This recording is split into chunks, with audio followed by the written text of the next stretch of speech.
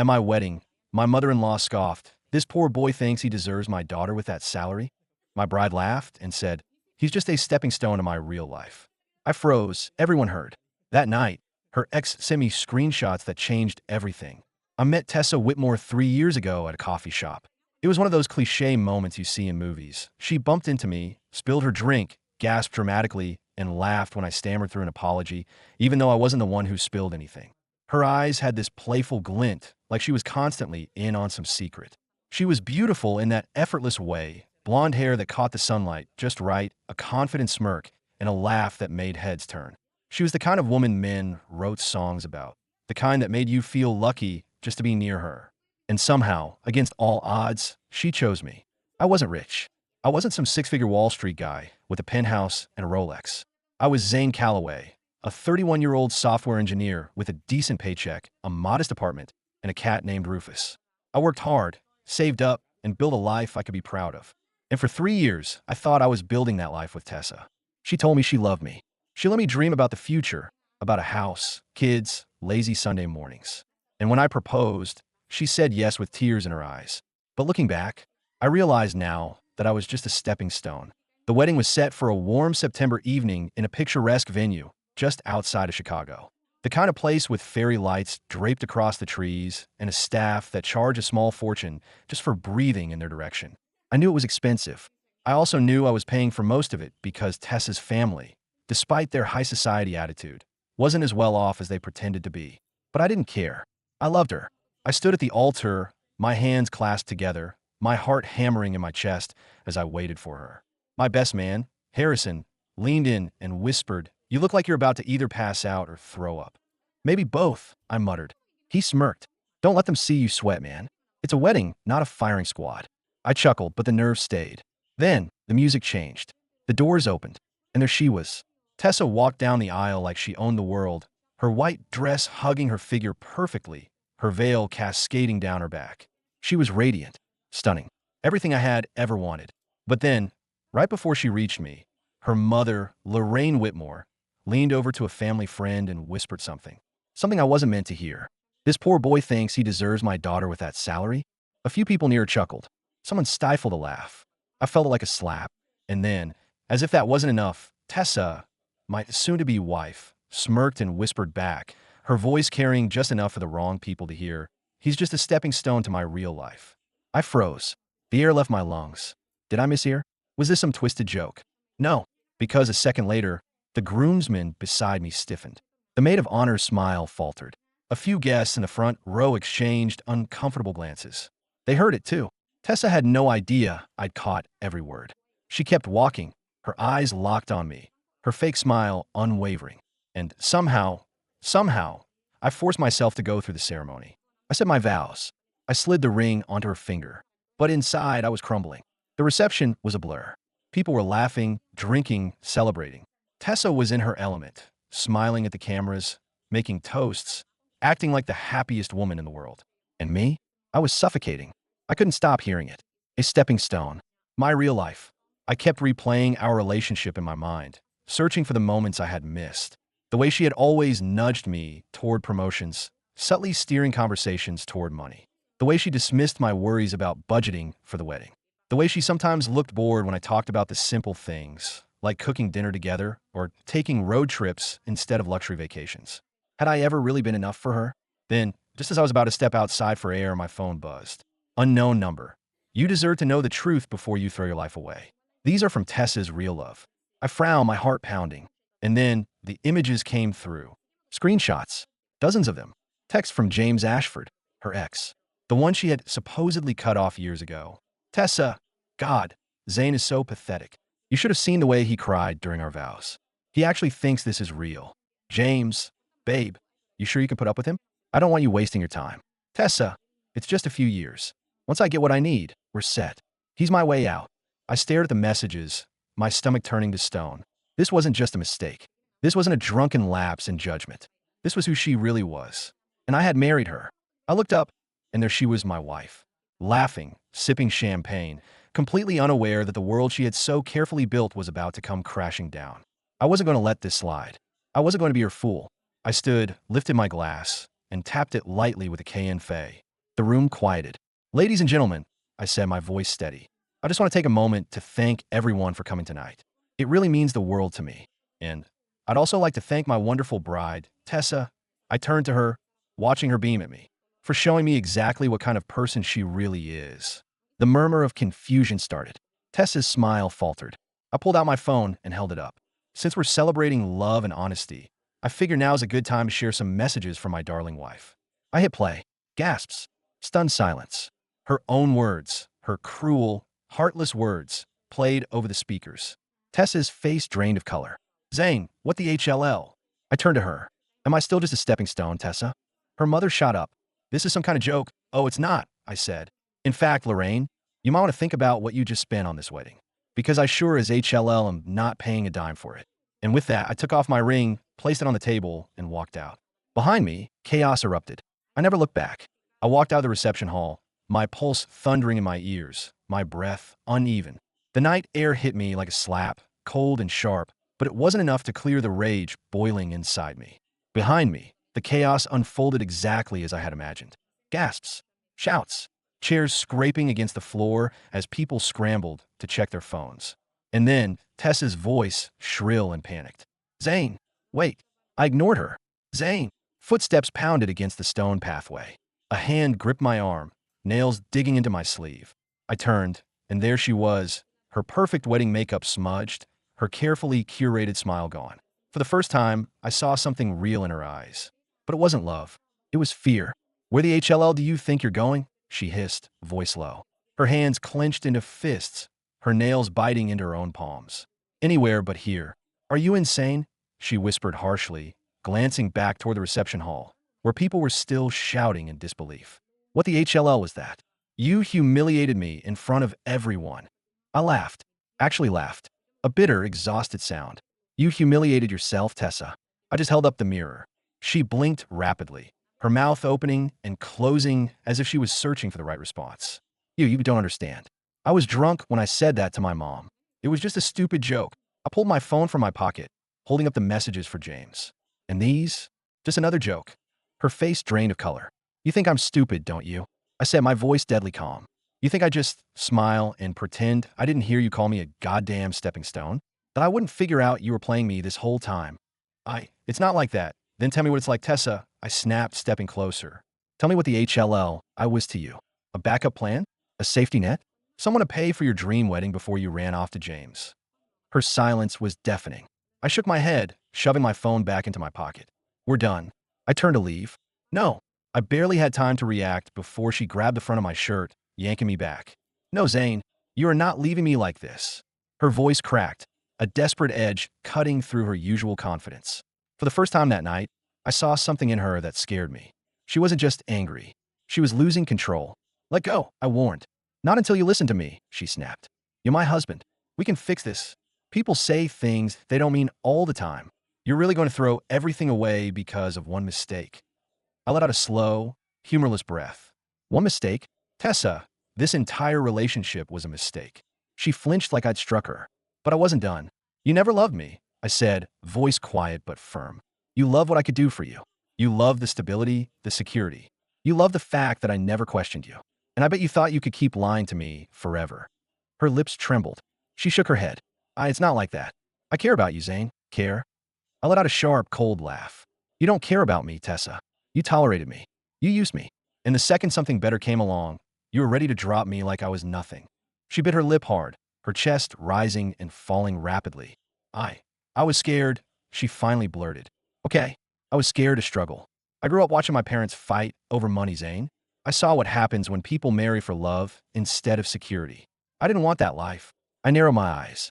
So instead, you decided to fake it, to manipulate me, to string me along so you'd have a comfortable place to land before you moved on to something better. She swallowed hard.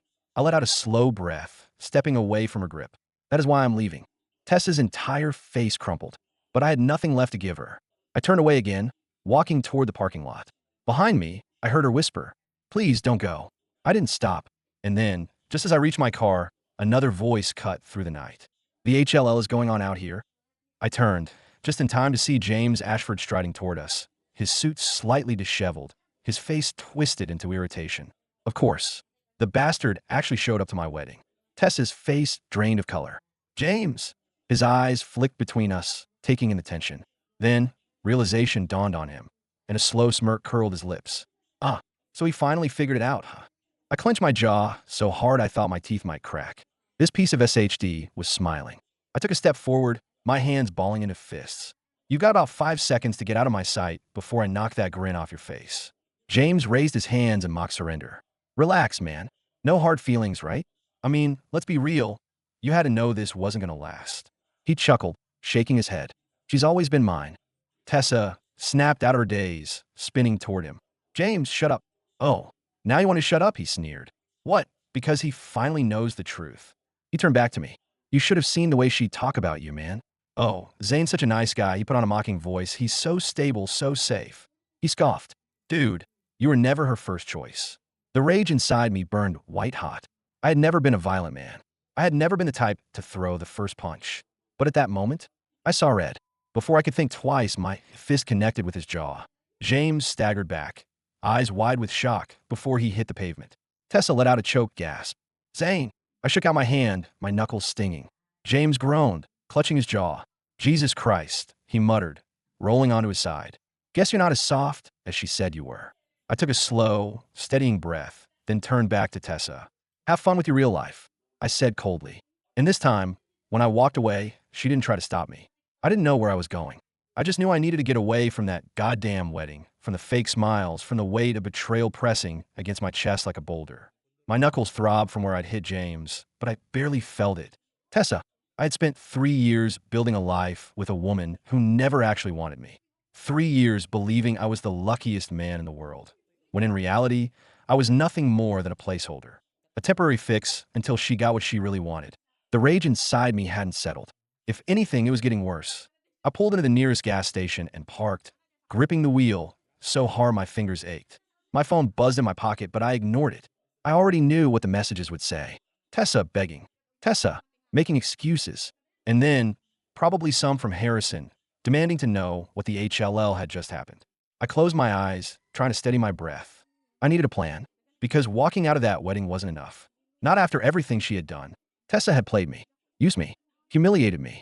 She had built her future on my dime, all while laughing behind my back.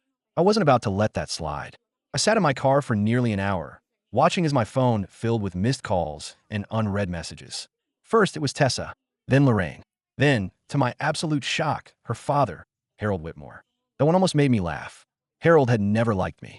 He was quieter about it than Lorraine, but he made it clear that he thought his daughter could do better. A few passive-aggressive comments here and there, a few jokes about how I wasn't the kind of guy who could provide a lavish life. And yet, here he was, calling me. Maybe he wanted to yell. Maybe he wanted to bribe me into staying quiet. Didn't matter. I wasn't answering. Instead, I scrolled through my contacts until I found Harrison's number. The phone rang once before he picked up. Jesus Christ, Zane. His voice was tense. Where the HLL are you? Gas station off Route 42, I muttered. Needed some air. Yeah, well, you missed the SH though you left behind. I exhaled slowly, rubbing my forehead. How bad? You really want to know? He let out a humorless chuckle. Lorraine went ballistic. Tessa was sobbing her eyes out, trying to convince people that the screenshots were fake. James was literally getting dragged out by security because he kept running his mouth, and half the guests left before the cake was even cut. I smirked. Sounds like a great night. Harrison sighed. Look, man, I knew something was off about her. I never said anything because you seemed happy, but damn, I never expected this. Yeah, well, neither did I. A beat of silence. You good? He asked finally. No, I was humiliated, furious, exhausted, but I wasn't broken. Yeah, elite. I will be. Harrison hesitated. You gonna just let this go? I knew what he was asking. He was wondering if I was going to take the high road, if I was going to be the bigger person. HLO no. I didn't respond right away. Instead, I leaned back in my seat, staring at the dim glow of the gas station lights. I'm not done yet, I said finally. Harrison sighed. That's what I was afraid of. The next morning, I woke up to chaos. Apparently, my little wedding stunt had gone viral. Someone at the reception must have recorded everything, because a video of me exposing Tessa was now everywhere. Twitter, Facebook, Instagram. Even some gossip blogs had picked it up, running headlines like "Groom exposes bride's secret affair in front of hundreds" and "Wedding disaster.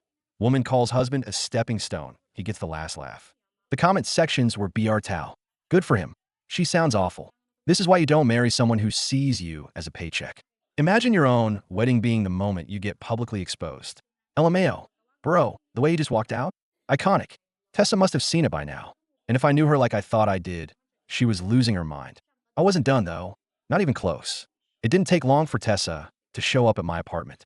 I had barely gotten out of the shower when the pounding on my door started. Zane! I closed my eyes, exhaling slowly. Here we go. Grabbing a towel, I dried my hair and walked toward the door. The pounding continued, more frantic this time. Open the goddamn door. I did. Tessa stood there, her hair a mess, her eyes red-rimmed. She looked nothing like the polished bride from last night. She shoved her way inside before I could stop her. Are you kidding me? She snapped, spinning toward me. You put that SHD on the internet. I leaned against the counter, crossing my arms. Wasn't me. Someone at the wedding must have filmed it. Her hands clenched into fists. You ruined me. I laughed. Actually laughed. You ruined yourself, Tessa. I just let everyone see the real you. She let out a frustrated noise, pacing the length of my apartment. Do you have any idea what you've done? My family is humiliated. My job is on the line. People are calling me a gold digger, a liar. Because you're a gold digger and a liar, I interrupted coldly. She flinched. Zane, please. I scoffed. Oh, now you're begging? I shook my head. Unbelievable. Her voice cracked, her lower lip trembling. I messed up, okay? I panicked. I shouldn't have said those things. But I never meant to hurt you. I arched a brow. You panicked? That's your excuse. Her hands flew to her temples. I don't know. She let out a shaky breath. Fix this. I blinked. Fix this. She nodded frantically. Tell people it was a joke. Tell them the messages were fake. We can still salvage this. We can move on. Move on. Like none of this ever happened. Like she hadn't spent 3 years lying to my face. Like she hadn't called me a stepping stone to my real life. Something inside me snapped. You don't get it, do you? I said, my voice calm. Too calm. There is no fixing this. There is no moving on. You made your choice. You don't get to walk away from this unscathed. Tessa's face twisted in desperation. I'll do anything, Zane, she whispered. Just, please don't let this be how we end. I tilted my head. You'll do anything? She nodded quickly. A slow smirk tugged at my lips. Good, because I had just thought of the perfect way to make her pay. Tessa stared at me, her breath uneven, her hands wringing together. I could see the hope flickering in her eyes, desperate and raw. She thought she had a chance. That maybe, just maybe, she could talk her way out of this. She had no idea. You wanted to fix this? I repeated, watching her nod quickly. All right, but you're going to do exactly what I say. Her lips parted, a flicker of hesitation crossing her face before she nodded again. Okay, whatever it takes. I stepped closer, keeping my voice level. First, you're going to make a public statement. Tessa blinked. What? I crossed my arms. You're going to tell everyone the truth. That you used me. That you were never in this for love. That you planned to leave me the second you found someone better. She let out a strangled laugh. You're out of your mind if you think I'm going to do that. I shrugged. Then we have nothing left to talk about. Her expression twisted. Zane, please. My career, my reputation. Your reputation is already in the gutter, Tessa. I cut her off. You just don't want to admit it yet. She esced in a shaky breath, her nails digging into her palms. What else? She asked, voice barely above a whisper. I smirked. I'm keeping the apartment. Her eyes widened. What? No, that was supposed to be our place. Correction, it was my place. I paid for it. You just decorated it with SHD you saw on Pinterest. Her jaw clenched.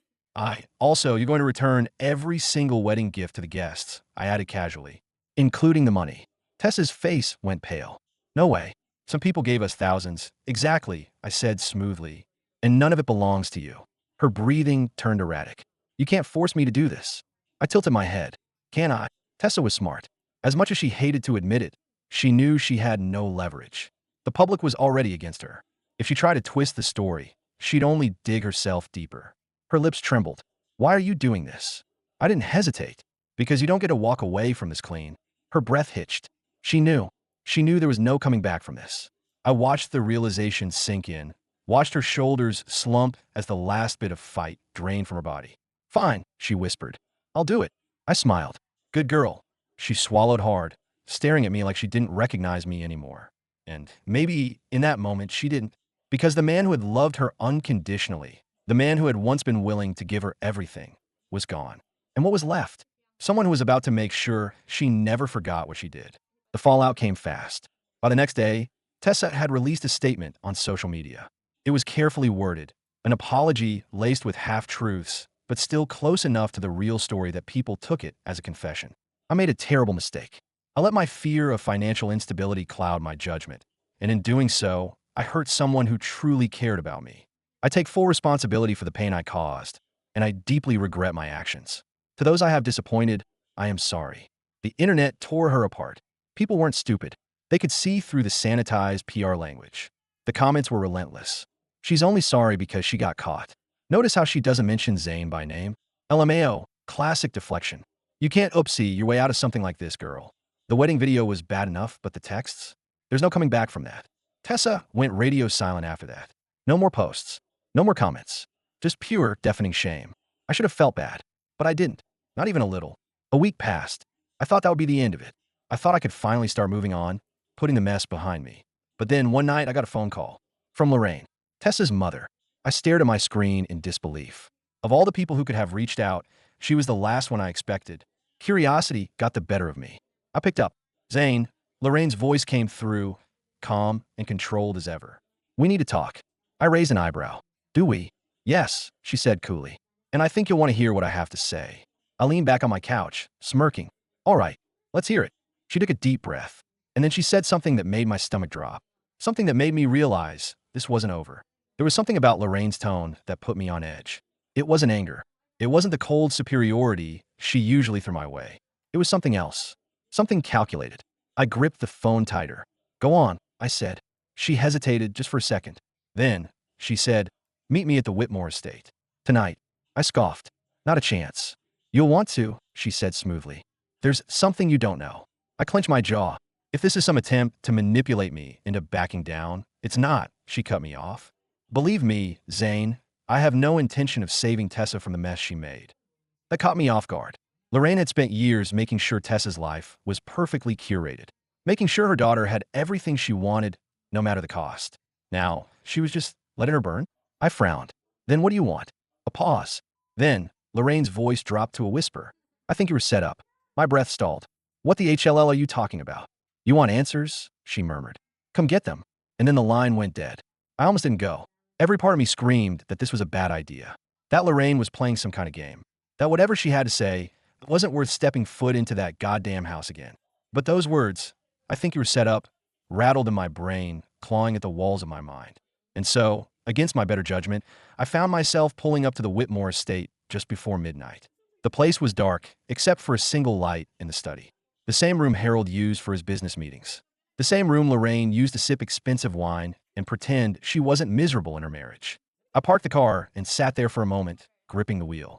Then, with a deep breath, I stepped out. Lorraine was waiting for me inside, perched on the edge of an expensive leather couch. She was still dressed immaculately, silk blouse, diamond earrings, but for the first time, she actually looked tired. Whiskey? She asked, lifting a glass. I shook my head. I'm not here for drinks.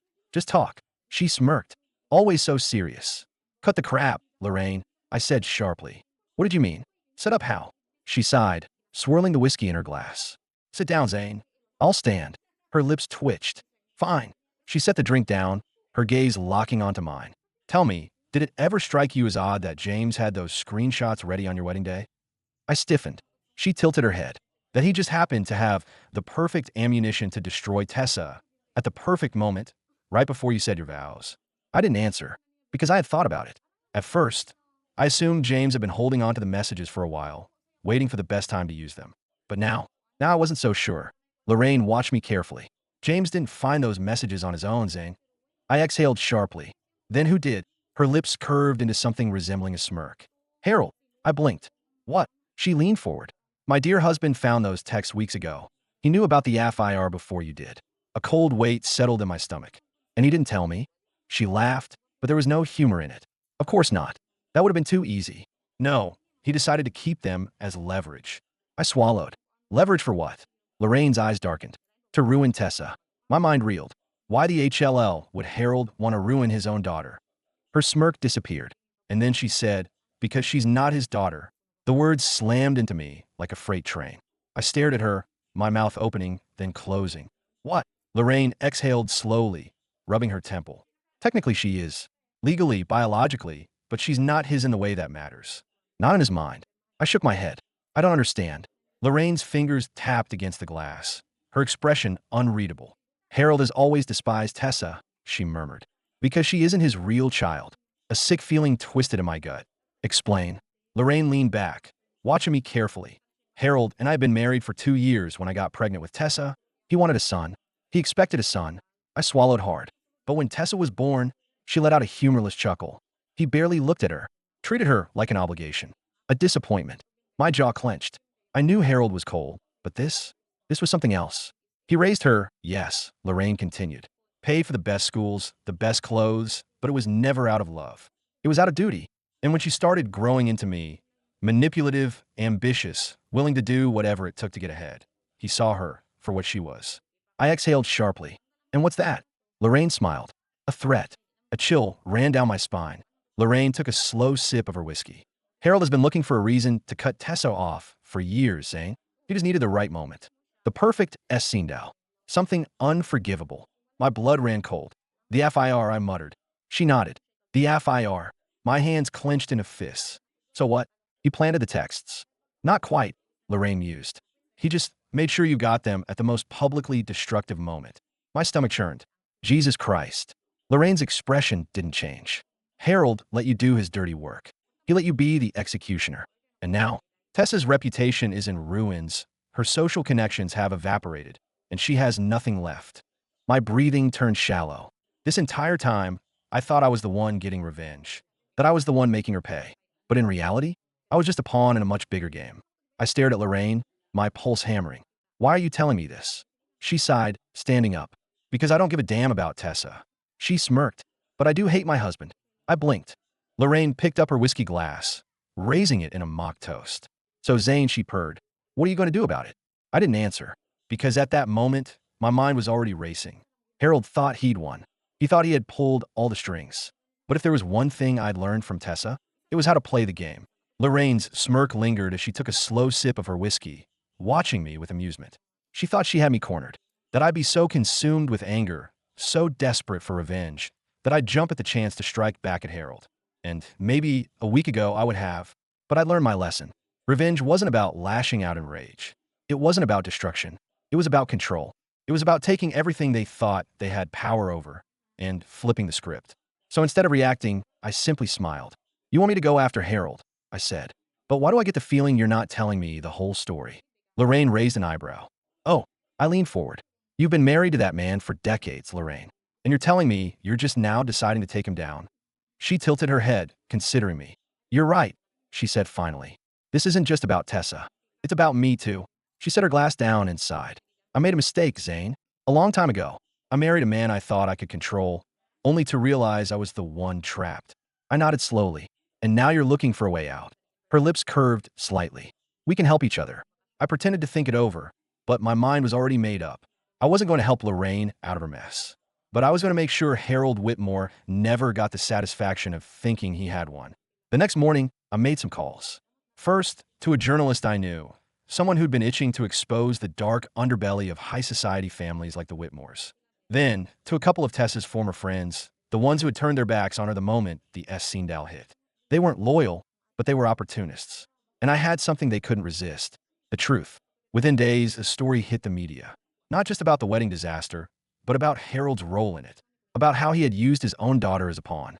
How he had orchestrated the perfect downfall, all while maintaining his untouchable image. People ate it up. Because while Tessa had lost the public sympathy, Harold was a new villain. A wealthy, manipulative father who had thrown his own daughter to the wolves for his own gain. That was a story worth following. And the best part? Lorraine confirmed it. Not directly, of course, but a well-placed off-the-record comment here. A vague sigh of regret there. She played her part beautifully. The Whitmore name became synonymous with ruthless ambition and cruelty. Business partners distanced themselves. Investors hesitated. And Harold? For the first time in his life, he wasn't in control of the narrative. As for Tessa, she tried to reach out. The messages started small. Zane, I know you hate me, but I need to talk to you. Then more desperate. Please, you don't understand. I have nothing. My father won't even take my calls. I never answered. Not because I wanted to be cruel, but because I wasn't her lifeline anymore. She had made her choices, and now she had to live with them. Weeks passed. The Whitmore empire crumbled under the weight of Sindel. Lorraine finally filed for divorce, securing herself a hefty settlement in the process. She left the country soon after, off to live her best life far away from Harold Shadow. And me? I was free. Free from the lies. Free from the manipulation. Free to finally build something real. One evening, as I sat on my balcony, sipping a drink, my phone buzzed with a message from an unknown number. I almost ignored it, but something told me to look. It was short. Thank you. No name. No context. But I knew who it was from. I stared at the message for a moment.